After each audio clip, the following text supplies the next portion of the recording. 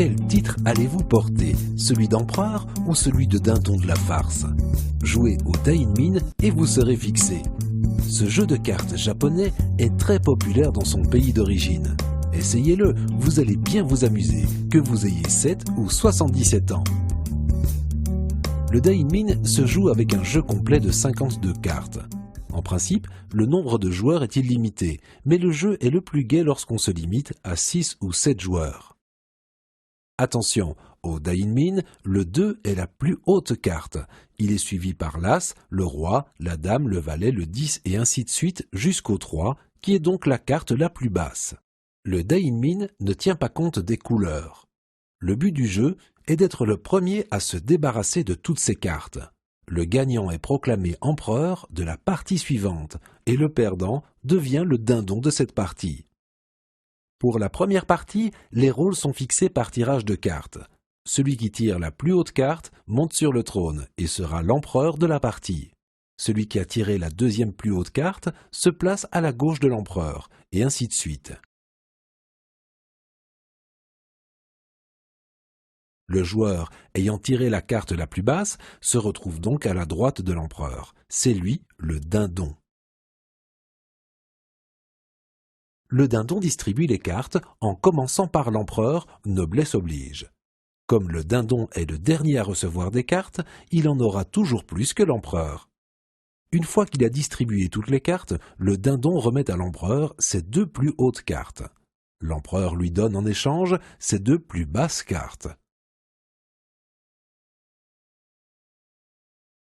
Ensuite, le deuxième joueur ou vice-empereur répète la manœuvre avec le vice-dindon, mais il n'échange qu'une seule carte. Vous pouvez d'ailleurs leur donner un autre titre que vice-empereur et vice-dindon.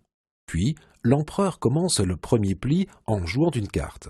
Les autres suivent dans l'ordre hiérarchique de l'empereur au dindon. Chaque joueur doit abattre une carte supérieure à la précédente. Rappelez-vous que les couleurs ne comptent pas. Si l'empereur joue par exemple un 5, le suivant doit jouer au moins un 6, et ainsi de suite. Celui qui ne peut pas ou ne veut pas jouer une carte supérieure doit laisser passer son tour. L'empereur peut aussi jouer 3-5 par exemple. Dans ce cas, le vice-empereur devra jouer au moins 3-6 et ainsi de suite, en fonction du précédent. Le joueur qui a joué la carte la plus élevée gagne le pli et peut lancer le pli suivant. Attention, lorsqu'un joueur joue un carré, que ce soit un carré de roi ou un carré de 3, il déclenche la révolution, c'est-à-dire que l'ordre des cartes s'inverse, le 2 devient la carte la plus faible, suivi de l'As, du roi, de la dame et ainsi de suite. Après la révolution, le 3 est donc la plus haute carte.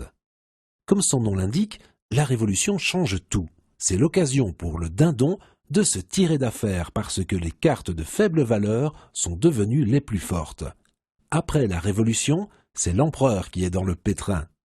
Le joueur qui a réussi le premier à se débarrasser de toutes ses cartes gagne la partie. C'est lui qui sera l'empereur de la prochaine partie. Les autres poursuivent le jeu en cours pour désigner le perdant. C'est celui qui n'aura pas réussi à se débarrasser de ses cartes avant les autres qui devient le nouveau dindon. Une fois le dindon connu, les joueurs se replacent d'après leur nouveau rôle. L'empereur sur le trône, le deuxième à sa gauche, et ainsi de suite jusqu'au dindon qui se retrouve donc à droite de l'empereur. Lorsque tout le monde occupe sa nouvelle place, la partie suivante peut commencer.